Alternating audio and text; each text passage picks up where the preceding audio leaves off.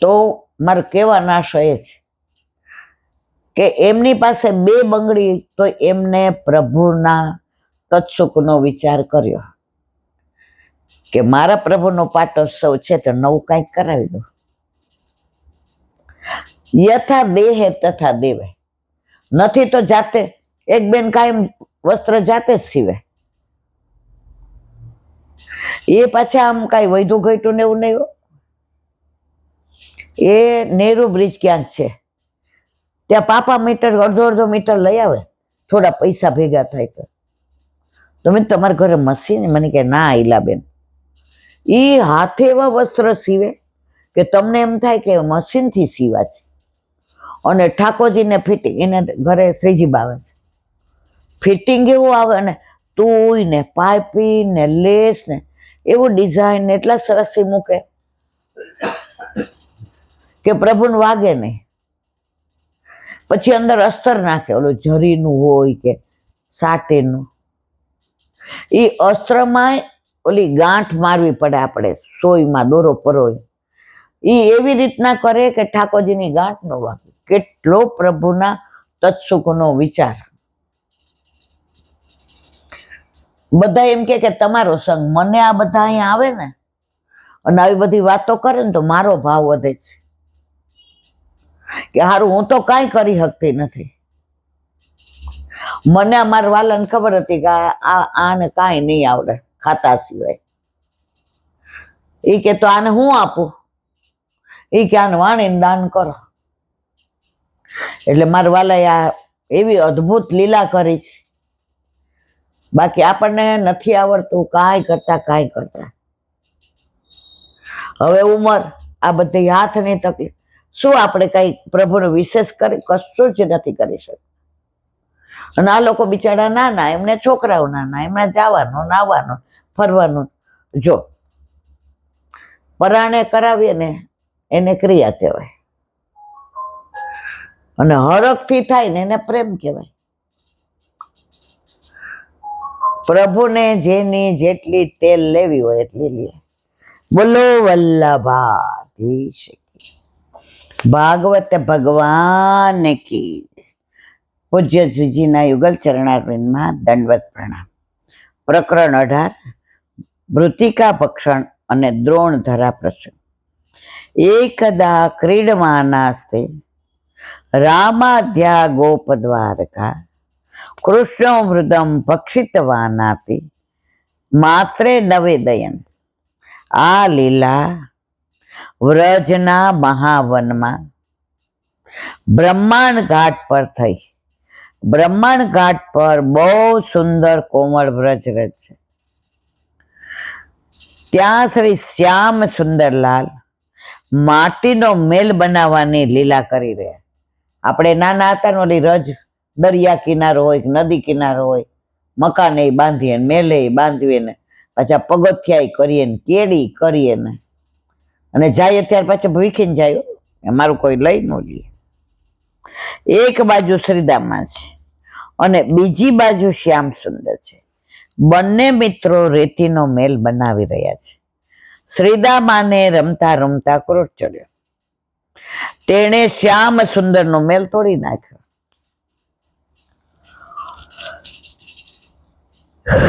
તે જ વખતે દુર્વાસા મુનિ ત્યાં આવી પહોંચ્યા. દુર્વાસા મુનિને વિચાર થયો કે જે રમવા માટેનો મેલ બનાવી ન શકે એ બ્રહ્માંડ કેવી રીતે બનાવી શકે? માટે ઋષિ મુનિઓને ભ્રમણા થઈ હશે કે આ કૃષ્ણ ભગવાન નથી. ભગવાને વાંકી આંખે દુર્વાસા સામે જોઈને મનમાં કહ્યું, તારે મારા ઈશ્વર વતનની પ્રતીતિ કરવી છે? દુર્વાસાજી જેવા નજીક ગયા કે તેમને લાગ્યું કે તેઓ માત્ર બ્રહ્માંડ ઘાટમાં ગળી રહ્યા નથી, સાંભળો ને, પરંતુ ભગવાન સમગ્ર બ્રહ્માંડ ઘાટ સાથે તેમને પોતાના ઉદરમાં ઉતારી રહે. જો લે એમ કર્યો ને, લે આવે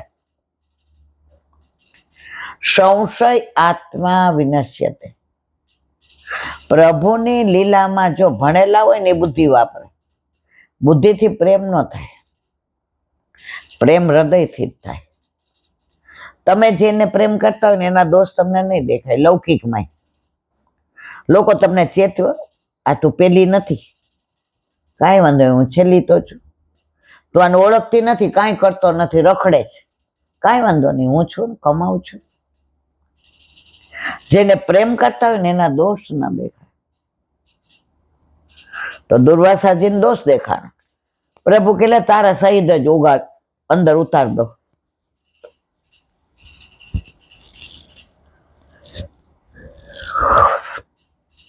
ભગવાનના ઉદરમાં દુર્વાસાજીને કરોડો બ્રહ્માંડના દર્શન થયા. પછી પ્રભુજીએ તેમને મુખમાંથી બહાર કાઢ્યા. દુર્વાસાજીએ હાથ જોડીને કહ્યું, મહારાજ, આપને ઓળખી શક્યો નહીં, મને ક્ષમા કરો. આજે મેં જાણ્યું કે તમારા આવડા અમથા ઉદરમાં અનેક બ્રહ્માંડો રહેલા છે. પ્રભુને તલ જેટલું થતાય આવડે છે.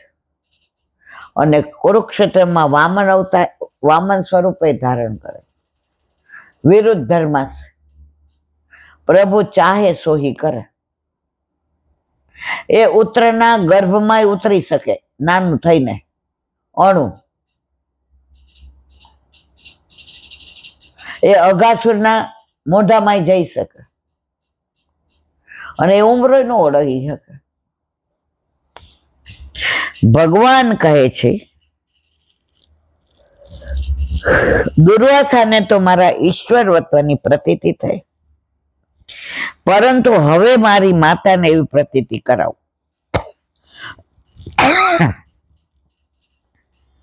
મૈયાને ખાતરી કરાવો કે હું જેટલું ખાઉં છું તે બધું જ મને પચી જાય. દુનિયાને ભલે અપચો થાય પણ મને થતો નથી. આપણું પેટ નાનું, આપણી શક્તિ ઓછી, આપણામાં સામર્થ્ય પણ નથી, પણ ભગવાનની અનંત શક્તિ છે. શ્યામ સુંદરલાલે માટીનો મોટો લાડુ બનાવ્યો અને મુખમાં મૂક્યો. આ છોકરાઓ નાના હોય ને ત્યારે ભીત પેલા ચૂનાની હતી, આવા કલર બલર નહોતા, એટલે આમ જીભથી ચાટે આમ કરે.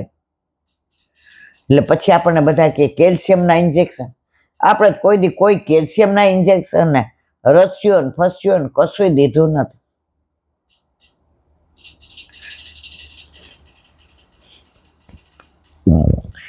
ત્યાં દાવજી મહારાજ પણ રમતા રમતા આવી પડશે. તેમણે ગોવિંદજીનો કાન પકડ્યો. અરે ભૈયા, લાલા માટી કેમ ખાધે? શ્યામજી આંખો કાઢીને કહે, દાદા, મેં માટી નથી ખાધી. જોવું હોય તો મારું મોઢું ખોલીને જોઈ લો. દાદા કહે, માટી ખાધી અને પાછું જુઠ્ઠું બોલે છે. યશોદામાં લાકડીથી ફટકારશે ને એટલે તને ખબર પડશે. ત્યારે બે ભાઈઓ ઝઘડતા હતા. યશોદામાં એ વખતે જળ ભરવા આવતા હતા. શ્યામ સુંદરને માટી ખાધેલા જોઈને ઝડપથી પાસે આવ્યા. દાવજે ફરિયાદ કરી, મૈયા, આજે લાલાએ માટી ખાધી છે. શ્યામજી હસીને કહે છે, માં, આજે દાદા સાથે મારો ઝઘડો થયો છે ને એટલે મારું ખોટું ખોટું નામ દે છે. મેં માટી ખાધી નથી. માતાએ કૃષ્ણનો કાન પકડીને કહ્યું, કસ્વાન મૃદમ દાતાત્મન ભવાન ભક્ષિતવાન રહ વદંતી તાવકા હેતે કુમારાસ્તે ગજોગૃપયમ. માતાએ ઉચ્ચારેલા શબ્દો માનવા છે. માતાએ તમ શબ્દ ન વાપર્યો, ભગવાન શબ્દ વાપર્યો. આપે માટી કેમ ખાધી? રોજ કૃષ્ણને યશોદાજી ટૂંકારાથી બોલાવતા હતા, તેને બદલે આજે માનવાચક શબ્દથી બોલાવે છે. લાલાજીને મનમાં હાસ્યું આવ્યું. માં, આજે તમે મને માન આપ્યું છે. અનાયાસે તમારા મુખમાંથી ભગવાન શબ્દ નીકળ્યો તો હું પણ તમને બતાવું કે હું તમારા દાદાનો પણ દાદો છું. આજે તમને પ્રતીતિ કરાવું કે આખી દુનિયાનો હું પિતા છું, પરંતુ સાથે સાથે યશોદાજીએ કૃષ્ણને અદાંતમાં એટલે સ્વચ્છંદી છોકરો કયો. ખીજાણા એટલે આપણે એને છોકરાને કે હવે બહુ સ્વતંત્ર થઈ ગયો, એમ પૂછવાનું નહીં, બોલાય જ નહીં અત્યારે તો આવું બધું. ભગવાન કહે છે એમાંય ખોટું નથી. આખી દુનિયા ઉપર મારો અંકુશ છે, પરંતુ મારા ઉપર અંકુશ રાખનાર કોઈ નથી. જ્યાં સુધી હું નાટક કરું ત્યાં સુધી હું તમારા કબજામાં રહું, પરંતુ આજે તમને મારું મૂળ રૂપ બતાવીશ કે મારી ઈચ્છા પ્રમાણે રહેનારો છું. એ સ્થિતિમાં મારા પર તમારું જોર ચાલશે નહીં. માતા પ્રભુજીને કહી, લાલા તમે એકાંતમાં માખી ખાધી? ભગવાન કહે છે તમારી વાત સાચી છે, હું ઈશ્વર છું એવી પ્રતીતિ આખી દુનિયાને કરાવવા જાઓ તો ક્ષણભરમાં બધાને મોક્ષ થઈ જાય. પ્રભુની દ્રષ્ટિ પડે તો બધાને મોક્ષ થઈ જાય. એટલે આજે મારા ઈશ્વર વતનની પ્રતીતિ હું તમને એકલાને એકાંતમાં કરાવીશ. કેટલીક વાતો એકાંતમાં જ થાય છે. એકાંતમાં એને સાચવી રાખવાની. પ્રગટ કરે રસ છે. એક બેનને હમણાં એવું સ્વપ્ન આવ્યું,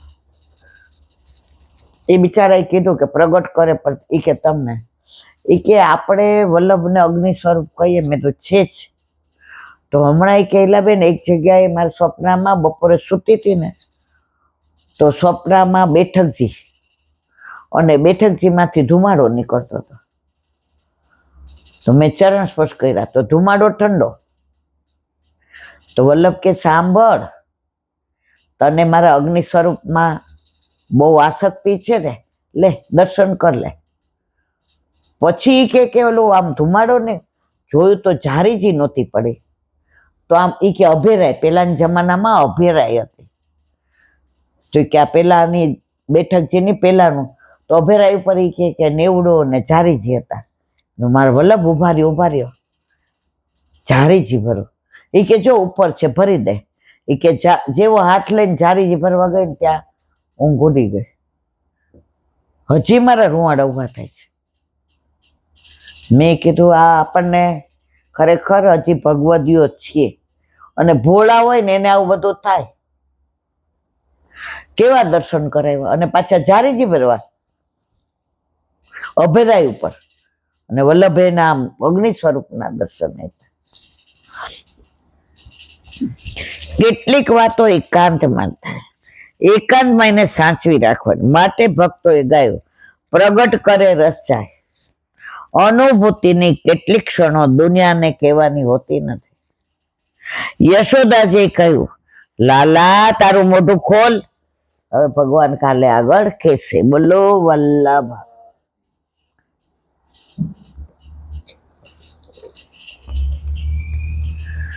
સલીલમ મધુરમ. સલીલ એટલે જો. હવે આગળ સ્તુતિ કરે છે. માં સૂર્ય મંડળ છોડીને બહુ વેગથી આવી રહ્યા, ત્યાં કાલિંદીના શિખર ઉપર શોભા અતિ સુંદર દિશે. એ વેગમાં પથ્થર ઘણા હરખાઈને ઉછળી રહ્યા, ને આપ પણ ઉલ્લાસ પૂર્વક ઉછળતા શોભી રહ્યા. હરિહેતના ઝૂલા ઉપર જાણે બિરાજા આપ હો, વંદન કરો શ્રી યમુનાજીને શ્રી કૃષ્ણ આસ. મારા કાકાના યમનાષ્ટક ઓછું ફાવતું હતું, એટલે સવારે બા જાય ને સેવામાં હાથ પવિત્ર, એટલે કાકા નાઈ ધોઈને ત્યાં આસન કરીને બેસી જાય, અને આખી સ્તુતિ એવા સરસ રાગમાં ગાય. તો અમે તો બધા સૂતા હોઈએ, કારણ કે ઓલે 7:15 જવાનું, એટલે બા એ પેલા ભોગ ધરાવી દે, એટલે પછી અમારે બધાને ચા ને પાણી ને, એટલે બા ને પાછી ફરી અપરસ. બા અપરસમાં બહુ માનતી હતી, એને લીધે બધા એનાથી દૂર થઈ ગયા. તો કાકા સ્તુતિ 3 વાર એટલી સરસ કરે, તો અમને ત્યારની એ સ્તુતિ મોઢે રહી ગઈ. અને ક્યાંય પણ દાઢી લીલા હોય કે દાન લીલા હોય રાસ, તો કાકાના પુષ્ટિમાર્ગના 5 તત્વ ગાવા બોલાવે. હરિહેતના ઝૂલા ઉપર ઝૂલતા વ્રજમાં પ્રભુના સુખ માટે પ્રધારી રહ્યા. તે જળ સંપૂર્ણપણે સ્વરૂપાત્મક અને ભાવાત્મક છે. જળનું પૃથ્થકરણ કરતા એક પણ જાતના કીટાણુઓ ન મળ્યા. ઘણાના ઘરે 50 વર્ષથી યમુનાજીના ઝારીજી ભરેલા હોય, લોટી જે એ સેવામાં બિરાજે છે. આટલું બી જળ ઓછું ના થાય, અને એમાં અંદર એવું ને એવું ચોખ્ખું જળ હોય. યમુનાજી સાક્ષાત છે. અત્યાર તો છે ને, આપણે યમુનાજીને જે બધા હેરાન કર્યા છે ને, આ કોઈને છોડવાનું નથી. એટલે સુધી રોગીઓના શરીરના કીટાણુ મેળવીને જોતા આશ્ચર્ય થયું. એક પણ કીટાણુ જીવતો ન મળ્યો. પુષ્ટિ માર્ગમાં યમુનાજીના પવિત્ર જળને આપણે વર્ષો સુધી રાખીએ તે સદા શુદ્ધ રહે છે. તેથી આપણે કહીએ છીએ કે યમુના પાન કરવાનું. શુદ્ધ જળને આપણે લોટીજીમાં પધરાવી જો આવ્યું ઘરમાં વસાવીએ છીએ, અને તેની સેવા કરતા મનમાં ભાવ જાગે. શ્રી ઠાકોરજીને વાલા પટરાણીજી કહી લાડ લડાવીએ છીએ. શ્રી કૃષ્ણ પ્રભુએ બાળપણમાં શ્રી યમુનાજીની વાલિકામાં માટીમાં રમણ કર્યું. તેથી તેમના ચરણથી પવિત્ર થયેલ તેને આપણે ચરણામૃત તરીકે સ્વીકારીએ છીએ. આ જળ સ્વરૂપાત્મક હોવાથી વેણુની અસર તેના પર થાય છે. તેનું વર્ણન કરતા ગોપીઓ પરસ્પર વાતો કરે છે. શ્રી યમુનાજીના જળ શ્રી કૃષ્ણની વેણુનો નાદ સાંભળીને સ્થિર થઈ જાય. 45-50 વર્ષ પહેલા આરતી થતી ને વિશ્રામ ઘાટ પર, અમે જોઈશું યમુનાજીના જળ સ્થિર થઈ જાય. અંદર જે પણ હોય માછલી કે મગર બધા સ્થિર. કાચબા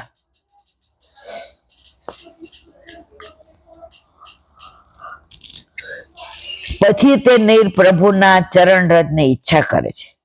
અમારા પ્રિયતમની રજ વાયુ અમને પહોંચાડી દે તે પ્રાપ્ત કરી અમે કૃતાર્થ થઈએ છીએ. આ રીતે પ્રભુના હૃદયના પ્રેમ પ્રવાહ રૂપે શ્રી યમુનાજીના જળ દિવ્ય તો છે જ, તે ઉપરાંત પ્રભુના અને તેમના પરિકરના સંપૂર્ણ અંગ સંગતિ પરિશ્રમ બિંદુથી લીલાત્મક થયેલા તે યમુનાજીના સલિલ જળ મધુર છે. સલિલમ એટલે ભ્રમર વગર માગે, જેને શ્રી ઠાકોરજી સામેથી કૃપા કરે તેને સલિલમ મધુરમ કહેવાય. આ ભાવ સમજવા 252 વૈષ્ણવની વાર્તા 75મી બિરબલની દીકરીનો ભાવ જોઈએ. બોલો વલ્લભા.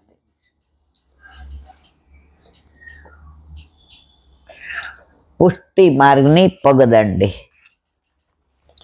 આથી પ્રશ્નોત્તરી ચાલો. ધર્મનું સ્વરૂપ. પ્રશ્ન 1. ધર્મ શબ્દનો અર્થ શું? ભાષામાં શબ્દના અર્થ 2 રીતે નક્કી થાય, યોગાર્થથી અને રૂઢાર્થથી. સંસ્કૃત ભાષામાં ક્રિયાવાચક ધાતુ પરથી મોટા ભાગના શબ્દો બને છે, અથવા મૂળ શબ્દોને પ્રત્યયો લાગવાથી નવા શબ્દો બને છે. ધાતુ અથવા પ્રત્યયનો જે અર્થ થતો હોય તેના આધારે શબ્દનો અર્થ બને. આમ નવો શબ્દ ધાતુ કે પ્રત્યયના જોડાણથી બને. આ બધું અઘરું જ, પણ આગળ જે ધર્મનું વિવરણ આવે ને એ આપણા કામનું છે. જોડાણ માટે સંસ્કૃતમાં યોગ શબ્દ છે. આજે આ બધા યોગા કરે છે ને. તમારા ભાઈબંધ મને નહોતો કહેતો કે તારે આટલું બધું બીપી ને તારે આમ કરીને પછી કે તેજ લાવવાનું, નામ જ્યોત જલે. મેં મારે ગાય એક જ્યોત જલાવી નહીં. અમારા ઘરે ઠાકોરજી અમારી જ્યોત જલેલી છે. કેવા ખીજાણા કઈ એ કે તું તો કોઈનું માનવાની જ નહીં, તા જે કર. મેં તો હા, તેથી ધાતુ કે પ્રત્યેના જોડાણથી બનતા શબ્દના અર્થને યોગાર્થ કહેવામાં આવે છે.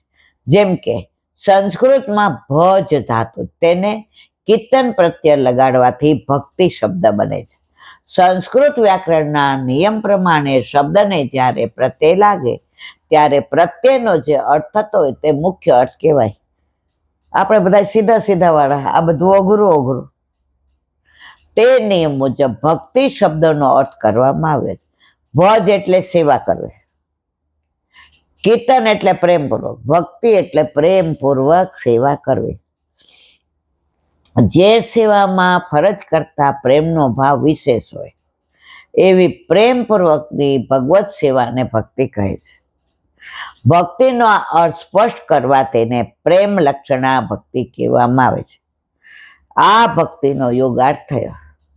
આવી રીતે ધર્મ શબ્દ ધ્રુવ ધાતુ પરથી બન્યો છે. ધ્રુવ ધાતુનો અર્થ ધારણ કરવો. અમે તેવું શીખ્યા, ધારય હતી તે ધર્મ.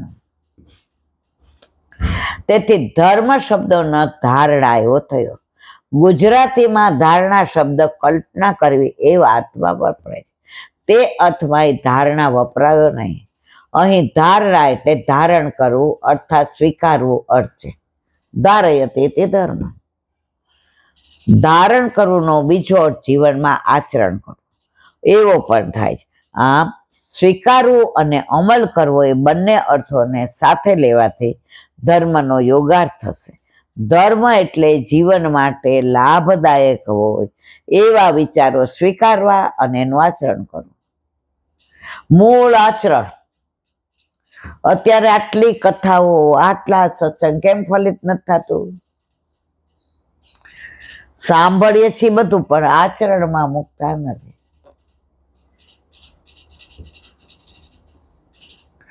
આમ ધર્મ શબ્દ જીવનના વિચાર અને આચાર સાથે સંબંધ ધરાવે છે. શબ્દ ઉપર પ્રમાણે અસ્તિત્વમાં આવે પછી વર્ષો સુધી લોકો તેનો ઉપયોગ કરતા રહે. જેમ જેમ સમય બદલાતો જાય તેમ તેમ શબ્દનો અર્થ પણ ક્યારેક બદલાતો જાય છે. ઘણા સમય પછી કોઈ એક ચોક્કસ અર્થમાં દ્રઢ થાય ત્યારે મૂળ અર્થથી તે ઘણો અર્થ બદલાઈ ગયો હોય છે.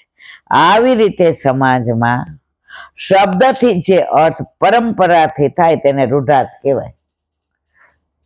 ઓલા 84-252 આવે છે. એક શેઠ હતા, સેવા કરવા બેસે ને નીચે એટલે ધોતિયાની ગાંઠ છોડી નાખે, ખાલી અહીંયા ઓલું રાખે. હવે એને બાપા લીલામાં પહોંચી ગયા, છોકરો આવ્યો. છોકરાએ આવીને બાપા ગાંઠ છોડીને બેસતા હતા, એક જ ઈંગઠ ગાંઠ રાખતા હતા, રાખીને બેઠો. ગુરુદેવ એ કે આ શું કરે છે? એ મારા બાપા આવું કરે. એ કે ગાંડા, તારા બાપા તો ઈલાબેન થી 4 ગણા હતા એટલે એને બેહાતું નહોતું, એટલે ધોતિયાને આમ પાટલી બાટલી છોડીને, તું તો એક વળ્યો જ. આને કહેવાય રૂઢ. આપણે બધા અમારી રૂઢિમાં આમ કરતા હતા એટલે આમ કરીએ. સાચું જ્યારે જાણીએ ને પછી, ઓલા દાંતણ વાળું, ઓલા માજીના ઘરમાં ચમચી નહોતી તો એક દાંતણ મૂક્યો. ઓલા આવ્યા ઈ કે માજી તો બહુ સરસ સેવા કરે છે, આ જો ખીરમાં કેવું આ દાંતણ મૂક્યો. એ કે આપણે 2 મૂકો, બીજા 4, છેલ્લે તો આખી ઓલી જોડી મૂકી દીધી દાંતણ. એ જ વસ્તુ આજે દેખા દેખે છે. આણે આ મનોરથ કરાવ્યો, એનાથી વધુ કેટલા પૈસા જુઓ, અંદર લિસ્ટમાં જુઓ. અત્યારે તો આમ લિસ્ટ હોય, આના આટલા પૈસા. આ બધું મગજ ના પાડે છતાંય સ્વીકારવું પડે. કળિયુગનો પ્રભાવ. ભગવાનની ભક્તિમાં આવું મેનું હોય. આપણા ઠાકોરજીને આપણે ભોગ ધરાવીએ તો આપણે એમ કહીએ, પ્રભુ લાવો 500 રૂપિયા, થાળ દો.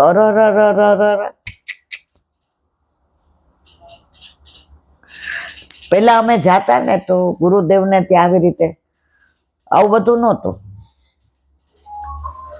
ગુરુદેવ ઝુલાવે, પછી આપણે એમના ચરણમાં જે ધરવું એવું બોલાય નહીં. આ હિંડોળા ન્યો છે વળી. આ જ્યારથી ભાવ થયા ને ત્યારથી ભાવ ગયો. આ પ્રમાણે ધર્મ શબ્દનો રૂઢ અર્થ થયો ફરજ. માણસ તેના જીવનમાં ઘણી બધી ફરજો બજાવે છે. એક માણસ જુદી જુદી વ્યક્તિઓ સાથે જુદા જુદા પ્રકારના સંબંધો ધરાવે. જેમ કે તે કોઈકનો પુત્ર છે તો કોઈકનો પિતા છે, તે કોઈકનો ભાઈ છે તો કોઈકનો જેઠ છે, કોઈકનો મિત્ર છે તો કોઈકનો માલિક છે. આમ એક જ માણસ તેના જીવનમાં જુદા જુદા રોલ ભજવે છે. તે જેટલા પ્રકારના રોલ ભજવે એટલા પ્રકારની ફરજો બજાવવાની રહે છે. એક માણસ પિતા, પુત્ર, ભાઈ, મિત્ર, માલિક, દેશનો નાગરિક એમ અનેક પ્રકારના રોલ ભજવતા ભજવતા તે પ્રકારની ફરજો બજાવે છે. આ બધી ફરજોને માટે ધર્મ શબ્દ, આજે આપણે શું કહીએ, દેશ ધર્મ, કુટુંબ ધર્મ, સમાજ ધર્મ. ધર્મ એટલે ફરજ. અત્યારે બધાને હક જોઈએ છે, ફરજ નથી બજાવી. ઓલા બાય વાય નહોતા કહેતા બિચારા, એ કે 12 મહિનામાં 2 વાર ફોરેન ફરવા જાય ને 3 વાર દેશમાં જઈને આખો દી પિક્ચરો ના ને. હવે આપણે કઈ પૂછવા જાય એટલે કે અમારે તમારે આખો દી સેવા જ કરવાની. હાય હાય લાબેની કે કોઈ દી પાણી ગ્લાસ હરામ બરોબર ભરી દીધો હોય તો ફરે, પૈસા એ વાપરે અમારા, અને તોય દબડાવે અમને. અમારે તમારી સેવા, હજી અમે હાથે બધું કરીએ. એટલે પણ હજી હું રસોઈ કરું છું, બોલો. મેં હે આટલા વર્ષે? મને કે હા, માં ઠાકોરજી મુખારવિંદની સેવા મળે. એમનો ભાવ કેટલો ઊંચો કે મારા પ્રભુને મારા હાથનું જારું બહુ ગમે છે. પ્રભુ આટલા વર્ષથી પધાર્યા હતા, એને મારા હાથની ટેવ પડી ગઈ એટલે બીજાના હાથનું ન ભાવે, એ સાક્ષાત માને છે. અને તોય આપણે એમ કહીએ ને કે આ બધું તૈયાર કરી બેગ ક્યાં જવાનું? અમારે જવાનું જ નહીં કે તમે સેવા જ કરવાની. અલા બાપા, મેં તો ખાલી એટલું પૂછ્યું કે આ કે દાદાએ કીધું, તે પૂછ્યું તો સાંભળું. વલ્લભ કે છે આસક્તિ દૂર કરો. મને હું કામ કયો છે? ક્યાંક તો અહીં વળું કરું ને.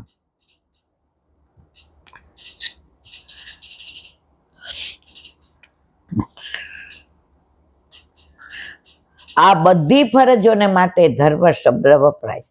તેથી આપણી ભાષામાં પિતૃધર્મ, ભાતૃધર્મ, મિત્ર ધર્મ, દાસ ધર્મ, સ્વામી ધર્મ, રાષ્ટ્ર ધર્મ જેવા શબ્દો આવ્યા. આ બધા શબ્દો મનુષ્યની તે પ્રકારની ફરજનો અર્થ બતાવે. સેવા ધર્મ કોઈ કરે છે? આપણી પહેલી ફરજ સેવા. ઠાકોરજીના શ્રીઅંગમાંથી પ્રગટ થયા, બ્રહ્મસંબંધ લઈને ખમખેરીને ઉભા. પેલા તો બ્રહ્મસંબંધ એને જ દેતા જેને સેવા પધરાવી હોય. બાકી વલ્લભ ગુસાઈજી એમ કેતા કે તારા દ્વારા આનો ઉદ્ધાર છે. હવે તો આ અમારા રસોઈયાને બ્રહ્મસંબંધ આપી દો. અમારે અહીંયા ઝારીજી ભરવા જ બ્રહ્મ. આમ ધર્મ શબ્દના યોગાર્થ અને રૂઢાર્થનો સમન્વય કરીએ તો ધર્મ શબ્દથી નીચેના જેવી સંકલ્પના સમજાય. માણસને 2 પ્રકારના વિચારો સતત રહેતા હોય છે. આ વિચારો તેના દુઃખ અને સુખના હોય. તેનું સુખ 2 પ્રકારનું હોય, દુનિયાનું સુખ અને પરલોકનું સુખ. દુનિયાના સુખને પ્રેય કહેવામાં આવે છે અને પરલોકના સુખને શ્રેય કહેવાય. 2 માર્ગ હોય, પ્રેય અને શ્રેય. બધાને પ્રેય જ ગમે, એમાં મજા આવે. શ્રેય એટલે તમારું જેમાં હિત હોય, અને પ્રેય એટલે સમજી જાઓ. માણસ પ્રેય અને શ્રેય માટે શું કરવું તે સતત વિચારે. તેને જે સમજાય તે આચરણમાં મૂકે છે. આમ માણસ તેના પ્રેય અને શ્રેય માટે જે પ્રવૃત્તિ કરે તે બધી પ્રવૃત્તિઓ ધર્મ કહેવાય છે. માણસને 3 પ્રકારના દુઃખ પજવે છે. આધિ ભૌતિક, આધ્યાત્મિક અને આધિ દૈવિક.